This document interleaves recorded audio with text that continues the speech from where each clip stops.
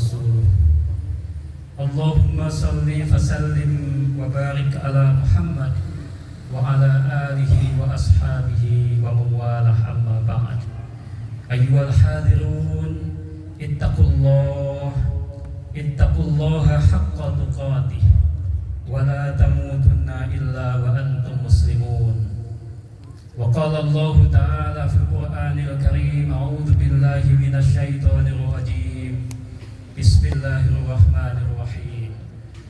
ومن الناس من يعبد الله على حرف فإن أصابه خير اطمأن به وإن أصابته فتنة انقلب على وجهه خسر الدنيا والآخرة ذلك هو الخسران المبين. Sadaqallahul azim. Hadirin jamaah salat Idul Fitri yang semuanya mudah-mudahan dirahmati Allah Subhanahu wa taala. Marilah kita bersyukur kehadirat Allah dengan syukur yang tiada henti, karena Allah tiada henti pula memberikan rahmat dan nikmat kepada kita semua. Dan sebagai wujud rasa syukur itu, maka pada hari ini 1 Syawal 1444 Hijriah ini kita hadir di lapangan hoki Jalan Dharma Wangsa ini untuk bersama-sama menunaikan ibadah salat Idul Fitri. Mudah-mudahan seluruh rangkaian ibadah Ramadan kita, seluruh rangkaian ibadah yang kita jalankan di bulan suci yang baru saja kita tinggalkan, dan apa yang kita kerjakan pada hari ini, mudah-mudahan termasuk amal ibadah yang diterima oleh Allah Subhanahu wa taala. Taqabbalallahu minna, semoga Allah menerima ibadah kita, dan semoga Allah menerima ibadah Bapak Ibu hadirin yang mudah-mudahan dirahmati Allah. Allahu Akbar, Allahu Akbar, La ilaha illallah, Wallahu Akbar, Allahu Akbar, walillahil hamd.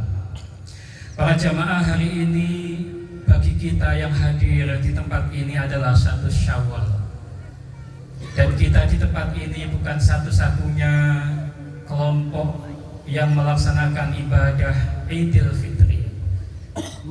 Ada ribuan tempat yang disiapkan oleh Muhammadiyah seluruh Jawa Timur dan juga Muhammadiyah nasional.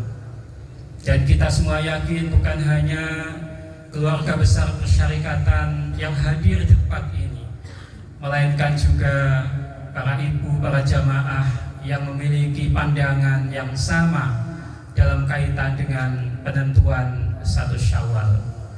Bagi kita semua para jamaah, hadis Nabi sumu li ru'yatih waftiru li ru'yatih, berpuasalah kamu tatkala kamu melihat bulan, dan berhariayalah kamu tatkala kamu melihat bulan. Itu multi tafsir.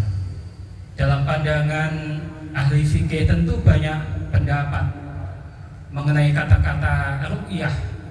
Ada yang memahami ru'yah bil aini, ru'yah dengan mata, lalu kemudian mereka melihat apakah kemarin malam ada hilal atau tidak, tadi malam ada hilal atau tidak. Lalu kemudian sebagian umat kita mengatakan belum menemukan hilal. Tetapi ada satu lagi pendapat yang mengatakan bahwa ru'yah itu bukanlah ru'yah bil aini, pemahaman satu-satunya. Ru'yah itu bisa juga difahami dengan ru'yah bil akli atau ru'yah bil ilmi, yakni ru'yah dengan menggunakan ilmu. Karena itulah maka hari ini dengan ilmu sains modern yang kita yakini, kita hadir di tempat ini untuk bersama-sama merayakan hari kemenangan.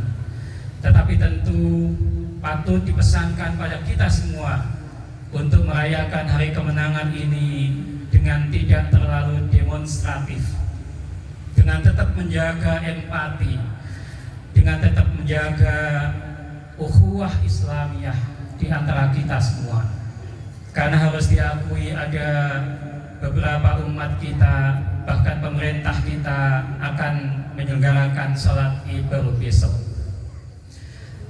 Para hadirin kaum muslimin rahimakumullah, meski seperti itu maka kita pun yakin bahwa sesungguhnya Idul Fitri itu adalah bagian dari hari kemenangan setelah kita semua merayakan rangkaian ibadah yang kita jalankan di bulan suci ini.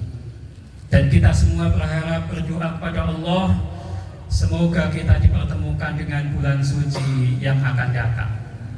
Para hadirin, di negeri ini kita bukan satu-satunya yang merayakan Idul Fitri hari ini. Ada banyak negara di belahan dunia, benua Eropa, Amerika, bahkan negara-negara Timur Tengah, Australia, Asia juga merayakan hari kemenangan pada hari ini. Dan karena itu maka marilah kita rayakan hari Idul Fitri hari ini dengan penuh kegembiraan, dengan penuh kesukacitaan. Karena apa? Karena Allah telah memberikan karunia yang luar biasa untuk kita semua, sehingga kita bisa menunaikan ibadah Ramadan dan kemudian menutup rangkaian ibadah Ramadan kita itu dengan salat Idul Fitri secara berjamaah di tempat ini. Allahu Akbar, Allahu Akbar, walillahil hamd. Para hadirin jamaah rahimakumullah, salah satu pesan dari ibadah Ramadan adalah kita senantiasa hidup penuh dengan kesederhanaan, penuh dengan kesahajaan. Orang-orang yang berpuasa diajarkan hidup sederhana, hidup bersahaja, hidup tanpa flexing, tanpa berpamer apapun yang kita miliki. Karena sebagian ada yang ingin memamerkan kekayaannya, ada yang ingin memamerkan jabatannya, ada yang ingin memamerkan rumahnya, bahkan ada yang ingin memamerkan makanan, minuman yang dikonsumsinya. Ibadah Ramadan para jamaah mengajarkan kita semua untuk hidup sederhana. Yang kita makan, yang kita minum, seperti yang kita nikmati pada saat berbuka dan pada saat kita sahur Ramadan, tidak lebih, tidak kurang. Dan apa yang kita nikmati itu adalah bagian dari cara Allah mengajarkan kepada kita semua mengenai pentingnya hidup sederhana dan pentingnya hidup bersahaja. Dengan kesederhanaan dan kesahajaan yang diajarkan melalui ibadah Ramadan itu, kita pun sampai pada ajaran yang sangat penting, yakni kesabaran. Kita diajarkan untuk tidak makan, tidak minum, tidak memperturutkan syahwat kita di siang hari di bulan Ramadan sepanjang kita menunaikan ibadah puasa itu. Yatruku ta'amahu wa syarabahu wa syahwatahu min ajli, kata Nabi dalam hadis kudusinya. Rasul kita menyatakan orang-orang yang berpuasa itu menahan diri dengan meninggalkan makan, meninggalkan minum, dan tidak memperturutkan syahwatnya. Min ajli, semata-mata karena Allah Subhanahu wa ta'ala. As-siyamu li wa ana ajzi bihi. Puasa itu, kata Allah, untukku dan aku sendiri yang akan memberikan pahala bagi orang-orang yang berpuasa. Di dalam hadis ini para jamaah kita difahamkan bahwa ibadah puasa itu ibadah yang berbeda dengan ibadah-ibadah yang lain. Jika ibadah sholat, orang lain tahu kita sholat apa enggak. Jika kita membayarkan zakat, orang lain tahu kita bayar zakat apa tidak. Apalagi takmir, sebagiannya mengumumkan hamba Allah menyumbang sekian, hamba Allah menyumbang sekian. Semua tahu. Kalau kita menunaikan ibadah haji, semua pun tahu. Orang sekampung tahu, apalagi kemudian orang yang menunaikan ibadah haji itu mengundang tasyakuran dan lain-lain. Tetapi untuk ibadah puasa, karena ibadah puasa itu ibadah yang sangat private, ibadah yang sangat individual sifatnya, maka tidak ada orang yang tahu kita ini berpuasa apa tidak. Yang tahu kita ini berpuasa apa tidak hanya Allah Subhanahu wa Ta'ala dan kita sendiri. Karena itulah maka melalui ibadah puasa kita diajarkan suatu faham yang disebut dengan muraqabah. Muraqabah itu artinya kedekatan kita dengan Allah sedekat-dekatnya. Kita diajarkan bahwa kalau kita sedang sendirian, maka yang kedua itu adalah Allah Subhanahu wa Ta'ala. Kalau kita berdua, maka yang ketiganya itu adalah Allah Subhanahu wa Ta'ala. Dan kalau kita bertiga, maka yang keempatnya itu adalah Allah Subhanahu wa Ta'ala.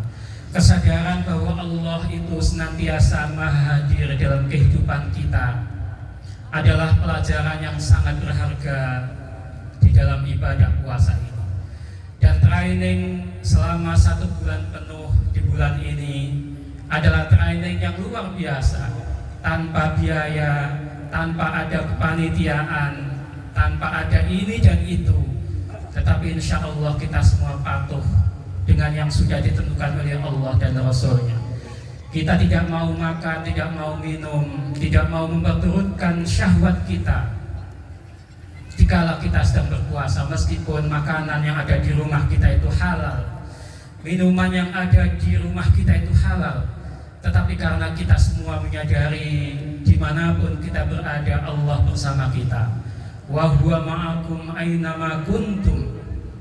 Dan Allah itu selalu bersama kita sekalian dimanapun kita berada. Dan karena itulah maka tidak secuil pun kita punya niat, sejengkal pun kita punya tindakan untuk melanggar perintah Allah terkait dengan ibadah puasa itu.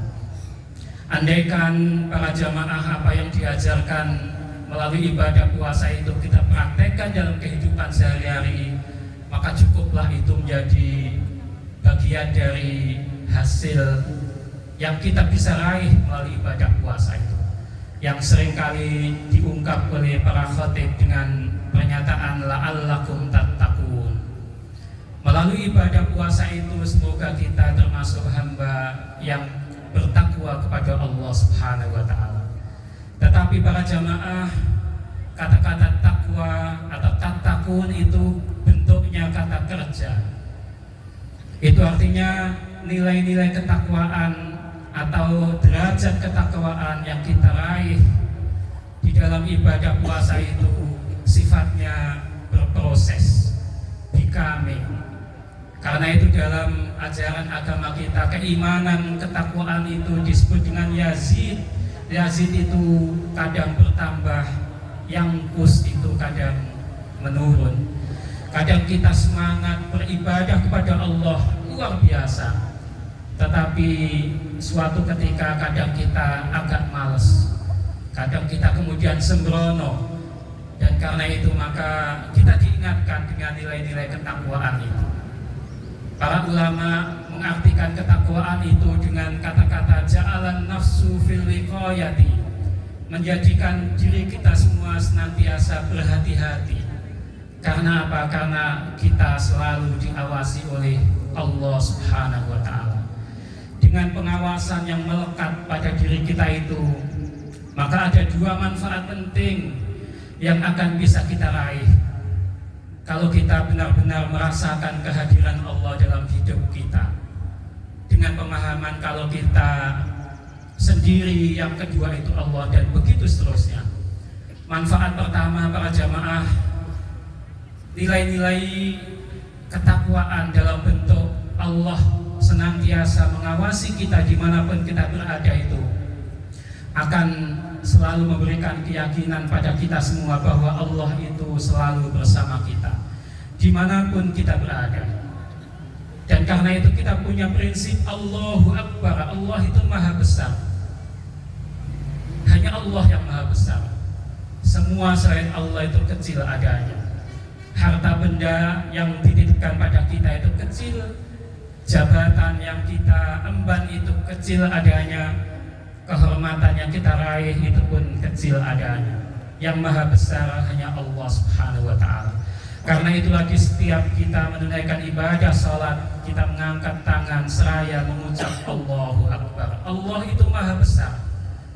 Hanya kepada Allah lah kita bergantung, dan hanya kepada Allah lah kita bermunajat. Kalau kita bergantung pada orang per orang, maka orang per orang itu bisa jatuh. Lalu kemudian tempat bergantung kita pun akan jatuh. Lalu kita pun tidak akan mendapatkan akses apa-apa. Tetapi kalau kita menggantungkan hidup kita semata-mata karena Allah, dengan kesadaran Allah selalu bersama kita, maka insyaallah hidup akan kita jalani dengan penuh optimisme. Seberapapun besar cobaan yang kita hadapi, karena Allah senantiasa bersama kita, maka keyakinan bahwa Allah akan menolong kita akan terus bersama kita. Akan terus kita yakini bahwa Allah bersama kita dimanapun kita berada. Yang kedua, para jamaah, kalau kita mendasari hidup kita dengan nilai-nilai ketakwaan, dengan penuh kesadaran Allah itu bersama kita, maka nilai itu akan membuat kita senantiasa hidup dengan akhlak yang mulia, dengan al-akhlakul karimah. Akhlak yang mulia itu adalah jaminan bagi kita semua untuk bisa masuk surga Allah Subhanahu wa ta'ala. Karena itu maka para jamaah, melalui ibadah puasa ini tentu sangatlah cukup menjadi bekal bagi kita, mengantarkan kita untuk meraih derajat ketakwaan, dan derajat ketakwaan itu akan menjadikan kita semua untuk bisa meraih kebahagiaan, bukan hanya kebahagiaan di dunia sini, di dunia ini, tetapi juga kebahagiaan di akhirat kelak. Para jamaah rahimakumullah, Allahu Akbar, Allahu Akbar walillahil hamd. Ada dua nafsu yang kita, kalau kita amati, kita perhatikan selama kita berpuasa itu, kita diminta untuk menjauhi dua hal itu. Yang pertama, nafsu yang berkaitan dengan perut. Yang kedua, nafsu yang berkaitan dengan syahwat. Atau kalau mau dikembangkan dengan bahasa lain, nafsu yang berkaitan dengan lisan, mulut kita. Yang kedua, nafsu yang berkaitan dengan kehormatan kita. Kita dilarang makan, dilarang minum. Itu bagian dari cara Allah supaya kita berhati-hati dengan apa yang kita makan, dengan apa yang kita minum. Supaya apa yang kita makan, apa yang kita minum itu benar-benar halal, benar-benar thayyibah, baik untuk kita dan keluarga kita. Tidak sembarangan. Kita tidak pernah punya prinsip mencari yang halal saja sulit, mencari yang haram saja sulit, apalagi mencari yang halal. Itu tentu ungkapan yang salah kaprah, ungkapan yang bernada pesimis, seakan-akan Allah itu tidak bersama kita. Padahal puasa mengajarkan prinsip hidup optimisme, Allah itu bersama kita. Karena itu maka menahan lisan, menahan perut supaya tidak kemasukan sesuatu yang haram, sesuatu yang meragukan kehalalannya menjadi penting. Nah, yang kedua adalah menahan syahwat kita. Kita tidak mau memperturutkan syahwat kita. Karena itulah maka di sebuah hadis Rasul kita Muhammad SAW bersabda, "Mayyakfilni ma baina lahyaihi wa ma baina rijlaihi atakafallahu bil jannah." Kata Rasulullah, barang siapa yang mampu memberikan jaminan kepadaku terhadap apa yang ada di antara dua cambangnya, ma baina lahyaihi, di antara dua cambang itu maksudnya di antara brengos sama jenggotnya. Itu artinya mulut, lisan kita semua, supaya tidak mengucap sesuatu yang buruk, supaya tidak makan sesuatu yang diharamkan oleh Allah dan Rasulnya. Lalu kemudian wa ma baina rijlaihi, dan apa yang ada di dua paha kita, kehormatan maksudnya. Maka Rasul mengatakan atakafallahu bil jannah, aku akan memberikan jaminan pada orang itu dengan surga Allah Subhanahu wa taala. Dan karena itu para jamaah, kalau kita lihat berbagai pemberitaan di media, misalnya ada orang yang tadinya terhormat lalu kemudian tiba-tiba jatuh. Kalau ada orang yang tadinya bebas lalu kemudian dipenjarakan. Kalau ada orang yang tadinya tugasnya mengadili lalu kemudian diadili, maka sangat mungkin orang itu melanggar dua hal itu. Kalau tidak karena dia tidak mampu menahan nafsu lisan dan perutnya, bisa jadi ia karena tidak mampu menahan syahwatnya, lalu kemudian memperturutkan nafsu dan syahwatnya itu, akhirnya kemudian dia jatuh. Di dalam Al-Quran para jamaah kita diajarkan suatu faham yang disebut dengan mudawalah. Mudawalah itu artinya pergiliran. Wa tilkal ayyamu nudawiluha bainan nas. Kata Allah, dan yang namanya hari-hari kebahagiaan, hari-hari kesedihan, hari-hari kesuksesan, kemenangan, kekalahan, kegagalan, bahkan rezeki yang luas, yang lapang, dan rezeki yang sempit, bahkan tangis dan senyum, semuanya dipergilirkan oleh Allah kepada kita semua. Para jamaah, karena itu tidak ada orang yang hidup di dunia ini, cobalah kita amati masing-masing kita, saudara kita. Tidak ada rasanya hidupnya itu selalu bahagia, selalu tersenyum, selalu di atas. Dan tidak ada orang yang hidupnya itu selalu menderita, selalu menangis, selalu bersedih, selalu di bawah. Yang namanya hidup itu selalu berputar, kadang di atas, kadang di bawah, kadang di atas, kadang di bawah. Itu namanya mudawalah, namanya pergiliran. Hidup itu seperti roda yang berputar. Karena itulah Bapak Ibu hadirin yang sedang diamanai oleh Allah dengan kekayaan, dengan jabatan, dengan kehormatan, maka jangan mudah terlena. Karena semua itu bisa hilang kalau roda itu bergerak ke bawah. Sebaliknya, kalau ada di antara kita yang diuji oleh Allah dengan sakit, dengan sesuatu yang menyedihkan, maka janganlah kemudian kita berpesimis, berpandangan pesimis, seakan-akan Allah itu tidak lagi bersama kita. Padahal Ramadan, puasa mengajarkan kita haruslah menjadi orang-orang yang penuh optimisme. Lis-shaimi farhatani, kata Nabi. Kalau kita optimis, hidup bersahaja, bersabar, maka bagi kita orang-orang yang berpuasa itu akan mendapatkan dua macam kebahagiaan. Yang pertama adalah idza aftara fariha. Jika kita berbuka berhari raya seperti hari ini, maka kita pun akan berbahagia. Yang kedua, wa idza laqiya rabbahu fariha bisawmihi. Dan jika kita bertemu dengan Allah, maka kita pun akan bahagia. Karena orang-orang yang berpuasa itu dijanjikan akan masuk surga Allah melalui pintu yang disebut dengan Ar-Rayyan. Pintu Ar-Rayyan itu nanti akan senantiasa mencari orang-orang yang berpuasa dengan mengatakan ainas shaimun, ainas shaimat. Di mana orang-orang yang berpuasa? Di mana laki-laki dan perempuan yang berpuasa? Mari masuk, mari masuk. Wa idza bukhilu fa'uhliku, kata Nabi. Jika mereka orang yang berpuasa itu sudah memasuki surga Allah, maka pintu Ar-Rayyan itu akan segera ditutup oleh Allah, dan tidak ada seorang pun yang bisa masuk melalui pintu yang disebut Ar-Rayyan itu. Mudah-mudahan kita para jamaah hadirin, keluarga kita semua yang telah dilatih selama 1 bulan penuh menjalani ibadah Ramadan ini, mudah-mudahan latihan-latihan itu berbekas, punya nilai-nilai yang kemudian bisa kita jadikan sebagai modal untuk menjalani kehidupan 11 bulan yang akan datang. Terakhir para jamaah, marilah kita lengkapi ibadah kita setelah kita mendapatkan pengampunan dari Allah melalui ibadah puasa kita, melalui ibadah qiyam Ramadan kita. Insya Allah kita semua diampuni Allah Subhanahu wa ta'ala. Man shoma Ramadhana imanan wa ihtisaban ghufira lahu ma taqaddama min dhanbi.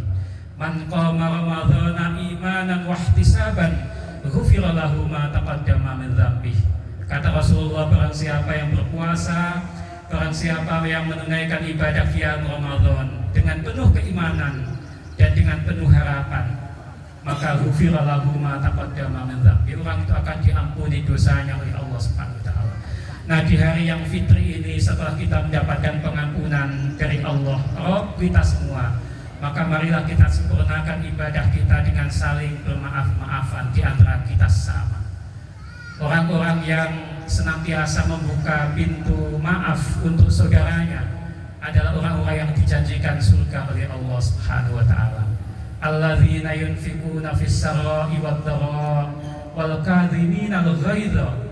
Yang disebut selanjutnya adalah wal afina 'anin nas. Orang-orang yang mau membuka hati dadanya untuk memberikan maaf pada saudara-saudaranya. Kesalahan kita pada Allah cukuplah dengan memperbanyak bacaan istighfar. Tapi kesalahan kita kepada sesama haruslah kita yang memohon maaf kepada sesama itu. Dan karena itu maka marilah kita tuntaskan ibadah kita pada hari ini dengan sama-sama mengucap taqabbalallahu minna wa minkum. Semoga Allah menerima amal ibadah kita dan amal ibadah Bapak Ibu hadirin semua. Wa ja'alana minal a'idina wal faizin. Dan semoga Allah menjadikan kita semua sebagai orang-orang yang kembali kepada fitrah kita dan orang-orang yang beruntung karena mendapatkan surga Allah Subhanahu wa taala. Kurang dan lebihnya mohon maaf, dan marilah kita akhiri khutbah ini dengan bersama-sama bermunajat kepada Allah. Semoga amal ibadah kita diterima oleh Allah. Semoga dosa, kesalahan, kekhilafan kita diampuni oleh Allah Subhanahu wa taala. Allahumma shalli ala Muhammad wa ala alihi wa ashabihi ajma'in. Walhamdulillahi rabbil alamin. Allahumma ighfir lana dzunubana wa liwalidina warhamhuma kama rabbayana shighara. Ya Allah ya Rabb, ampunilah dosa kami. Ampunilah dosa kedua orang tua kami. Kasihanilah mereka berdua sebagaimana mereka mengasihi kami semua pada saat kami masih kecil. Allahumma rabbana la tuzigh qulubana ba'da idh hadaitana wa hab lana min ladunka rahmah innaka antal wahhab. Ya Allah ya Rahman, janganlah Engkau condongkan hati kami kepada kesesatan, kepada kejahatan setelah Engkau berikan hidayah kepada kami. Berilah karunia kepada kami dari sisi-Mu ya Allah, karena Engkau adalah Zat yang Maha memberi karunia. Allahumma rabbana hab lana min azwajina wa dzurriyyatina qurrata a'yun waj'alna lil muttaqina imama. Ya Allah, jadikanlah istri, suami, anak-anak kami semua qurrata a'yun, sebagai penyejuk mata kami, sumber harapan kami semua. Jadikanlah kami sebagai imam bagi umat ini. Allahumma ya Allah rabbana atina fid dunya hasanah wa fil akhirati hasanah wa qina adzabannar wa qina adzabannar. Wa subhana rabbika rabbil izzati amma yasifun wa salamun alal mursalin walhamdulillahi rabbil alamin. Wassalamu alaikum warahmatullahi wabarakatuh.